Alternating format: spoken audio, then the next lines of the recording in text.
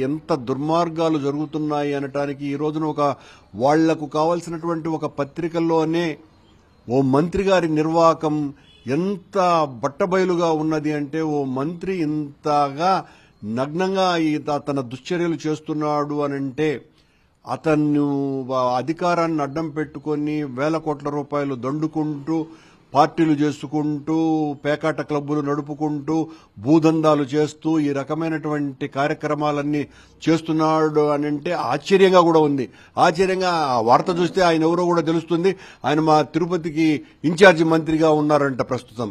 ఇంకా ఇంత పవిత్రమైనటువంటి తిరుపతి జిల్లాకే ఇన్ఛార్జి మంత్రిగా ఉన్నటువంటి ఆయన చేసేటువంటి దుశ్చర్యలు ఏ స్థాయిలో ఉన్నాయి అని ఆ పేపర్లోనే ఇంతగా రాశారంటే వీటిలన్నింటినీ కూడా ప్రజలు గమనిస్తున్నారు, సరైన రీతిలో బుద్ధి చెప్తారు.